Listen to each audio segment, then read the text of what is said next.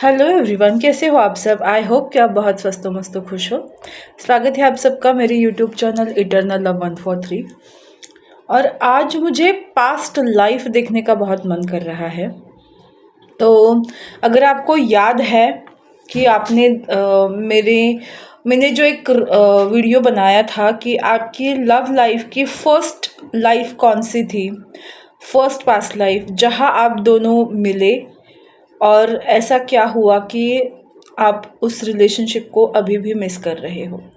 Right, ये मैंने video बनाई है। मुझे लगता है उसका दूसरा पार्ट बनाना चाहिए कि आप जिस तरह से अपने प्रेमी से मिले, हमने देखा कि उस जन्म में आप दोनों बिछड़ गए, मिल नहीं पाए। तो उसका नेक्स्ट जन्म आपका कौन सा था? उस जन्म में क्या आप उनसे मिले?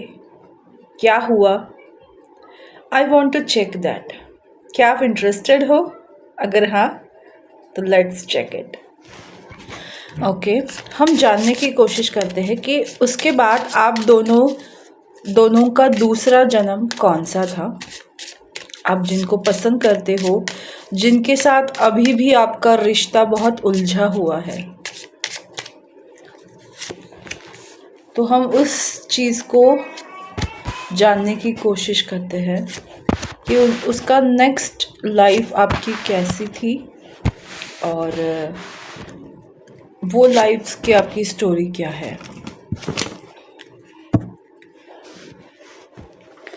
फर्स्ट लाइफ के बारे में अगर आपको पता नहीं है तो हमने ये देखा था कि या तो आप कोई जलचर थे और वो इंसान थे और आप दोनों की लव स्टोरी स्टार्ट हुई, या फिर ऐसा था कि मतलब मोस्ट ऑफ मुझे यही मेरे कार्ड्स में यही आया था।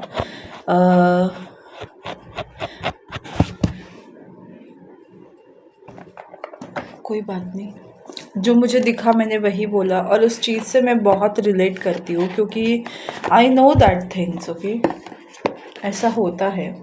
हम जब जन्म लेते हैं तो 87 योनीज में हम जन्म लेते हैं, तो आपको किसी भी जन्म में किसी से भी प्यार हो सकता है। ज़रूरी नहीं है कि अगर आप मछली का जन्म ले रहे हो तो आप किसी को प्यार नहीं कर सकते। ये किसने कहा है? प्यार करने के लिए कोई भी चीज़ आपको रोक नहीं सकती है।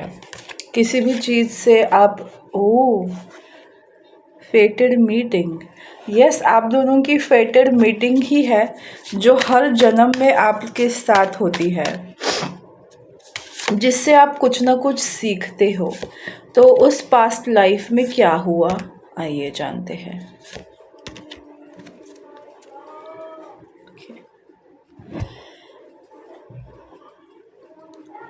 ज़रा 2 मिनट देना मुझे, थोड़ा सा उस चीज़ को मैं ना अच्छे से जानना चाहती हूँ, तो टैरो कार्ड्स की भी मदद लूँगी और भी कार्ड्स लेंगे हम डेफिनेटली। तो वो स्टोरी अगर देखिए, एक इंसान और एक जानवर की प्रेम कहानी।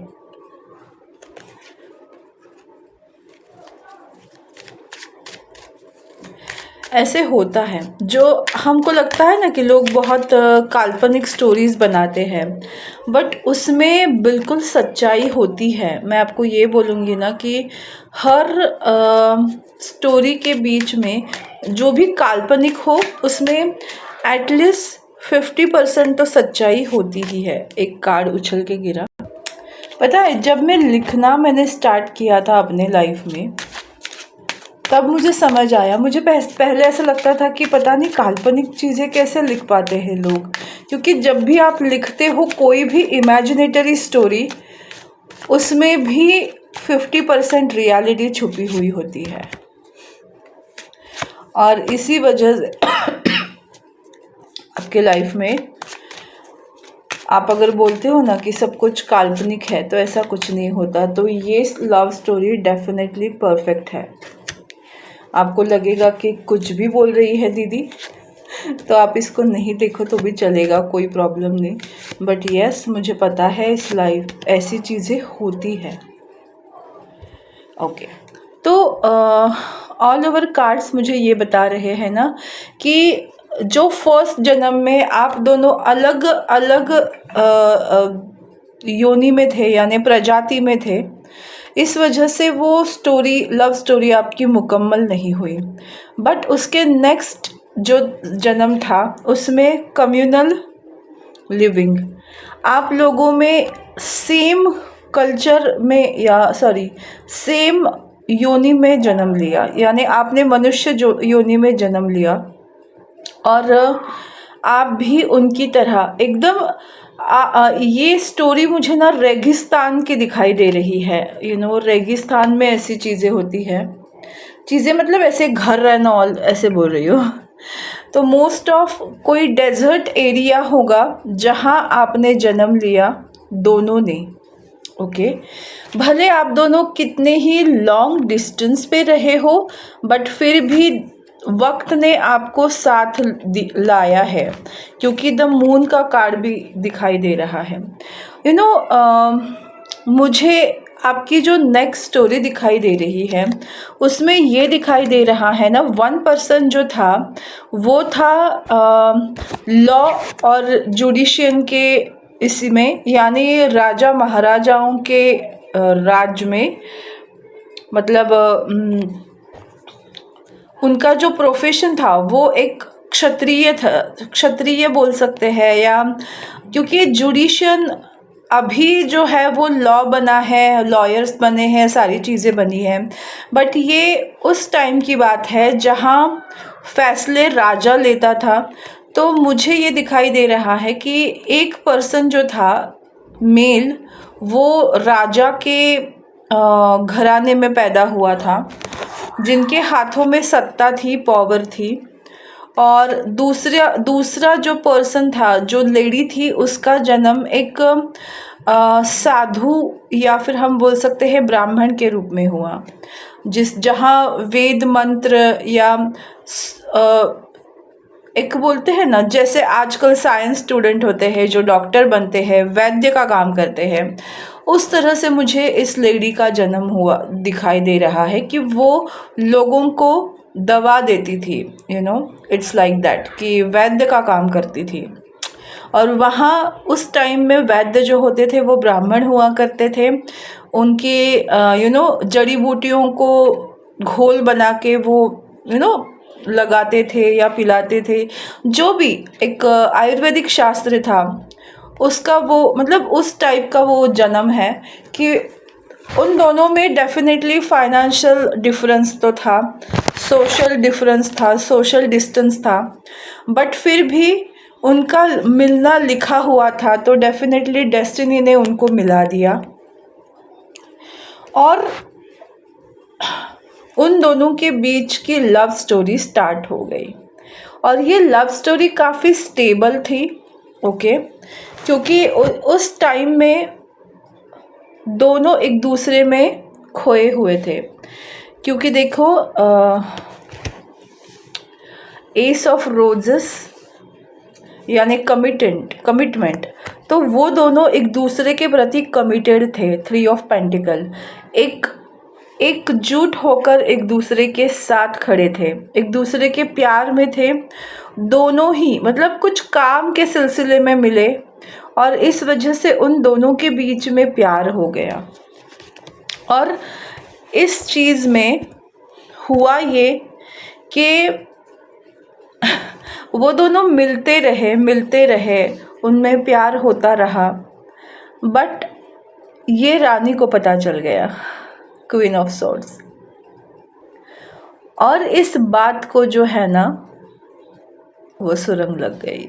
इट्स लाइक दैट कि जो वो मिल रहे थे वो मिलना बंद हो करगे, मतलब वो मिलना उनका बंद हो गया।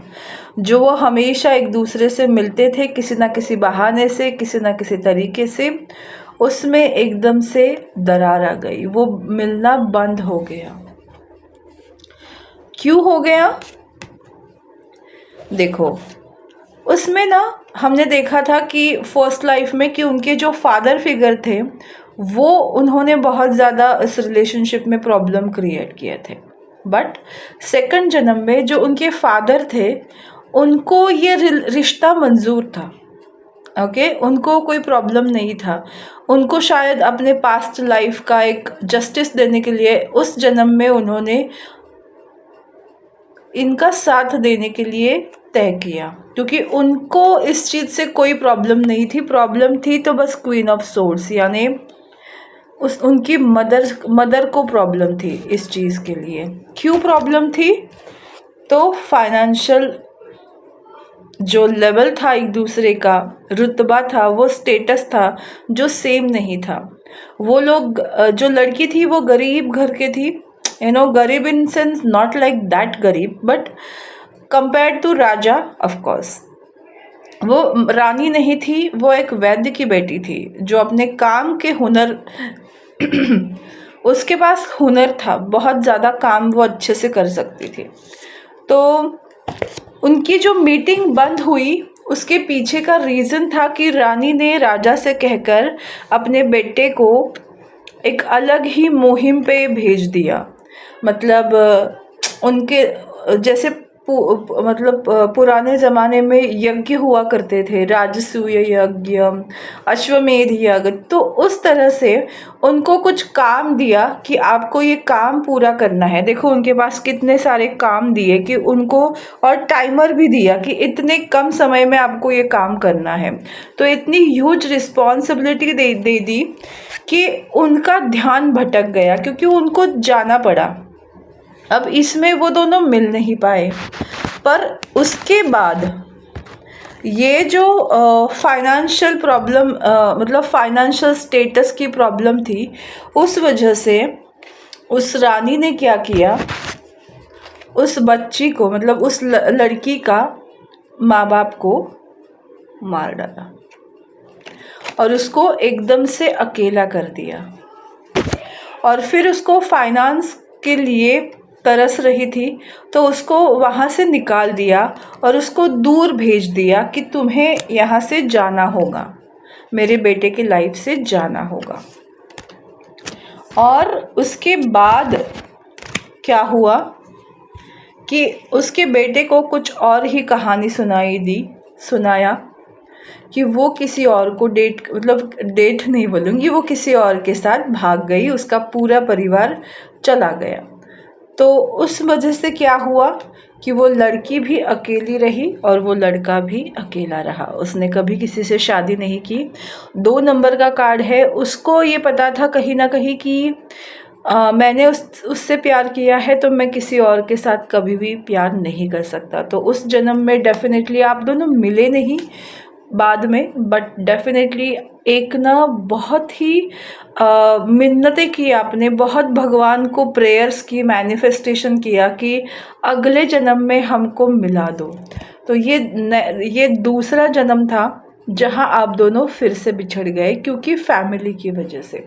तो अगेन मुझे दिखाई दे रहा है कि फैमिली के इंटरफेरेंस की वजह से आप दोनों की जो है वो आप बिछड़ गए। ओके, तो हम ये देखना चाहते हैं कि आगे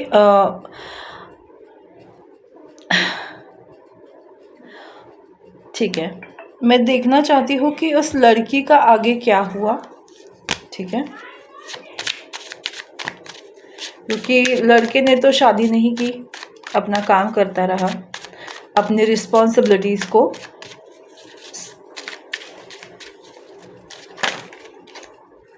उस लड़की का आगे क्या हुआ आइए जानते हैं। क्योंकि दोनों वेट तो कर रहे थे, बट आगे उस लड़की ने क्या किया।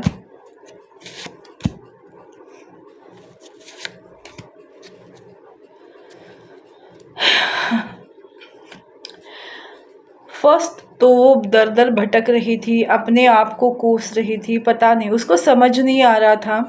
बट उसके लाइफ में ना वो बहुत दूर तक घूमी, उसने बहुत जग देख लिया और रास्ते में उसने बहुत चीज़ें जो है वो सीखी, एक्सपीरियंस से उसने सीखा, अपने आप को नॉलेजफुल बनाया। एक हाई प्रिस्टेस की एनर्जी, स्पिरिचुअलिटी में वो लेडी ने आगे अपना जन्म बिताया। उसके पास बहुत ऑप्शंस आए, बहुत लोगों ने उसको ऑफर दी लव के लिए, but she always remain single.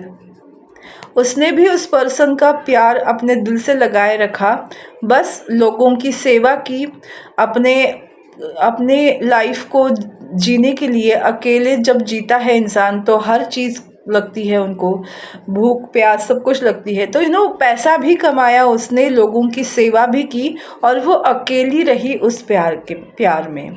तो सेकंड जन्म में वो मिल तो नहीं पाए, बट एक दूसरे का एक दूसरे के लिए वो जिए, अलग अलग ही सही, बट एक दूसरे के लिए जिए। तो बस यही थी आज की रीडिंग। आपको ये सेकंड जन्म कैसा लगा? आपको अगर सही लगा, अच्छा लगा, तो मुझे ज़रूर बताइएगा। हम नेक्स्ट उसके बाद क्या हुआ हम ये जान लेंगे, क्योंकि शायद एक वही ज़रिया है जहाँ हम अपने लव लाइफ के तह तक जा सकते हैं। सो अगर आपसे ये रिलेट हो रहा है तो डेफ़िनेटली मुझे ज़रूर बताइएगा। Thank you so much. पता नहीं आज मन कर रहा है बोलने के लिए राधे राधे।